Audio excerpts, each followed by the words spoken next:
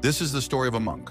A monk is someone who renounces everything and makes one thing his goal, but no one becomes a monk without a reason. There is always a deep pain, a struggle behind it. Before becoming a monk, this man had everything: wealth, luxury, and pleasure. Yet his mind led him astray, making him commit many sins. He was a slave to his desires, trapped by his thoughts. Despite having everything, he felt an unbearable void within. And so, one day he left it all behind. He renounced the world in search of peace. He meditated, lived in solitude, ate by begging, and practiced silence. But even after all this, his mind was restless. The peace he sought continued to elude him. Here lies a great truth. Meditation is not about escaping life.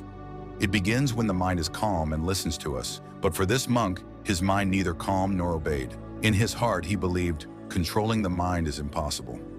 One day, a simple shepherd approaches him, a man who is neither a monk nor a wise sage, just a shepherd tending his sheep. I have been watching you for days. You seem troubled. Can I help you?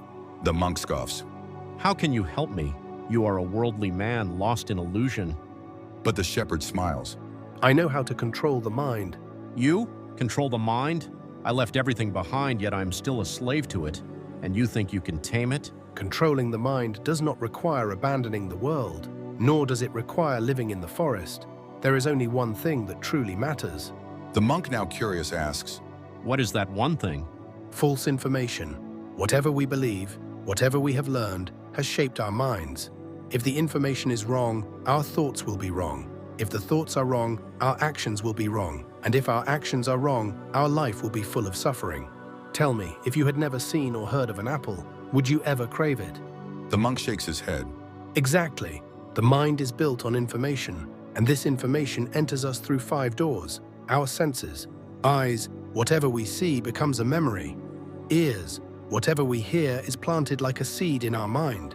Tongue, whatever we taste, we remember. Nose, whatever we smell, whether pleasant or foul, stays with us.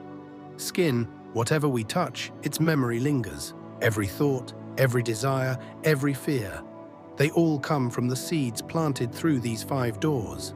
So you're saying my mind is restless because of the wrong seeds I have planted? Exactly. And now those seeds have grown into strong trees. But here's the solution. If thousands of wrong seeds are inside you, start planting millions of right ones. Be mindful of what enters your mind. Choose your thoughts carefully, just like you choose good food for your body. But how long will this take? Your whole life. Every moment, life gives you 2 choices. One right and one wrong. Always choose the right one. It may be painful at first, but that pain will pass. And one day, when the right seeds outnumber the wrong ones, your mind will finally be in your control. That day, the monk understood. But the question is, do you understand? Your mind is shaped by what you feed it. So what will you choose? The right seeds or the wrong ones? If this video inspired you, hit the like button, share it with someone who needs to hear this, and subscribe for more motivational content.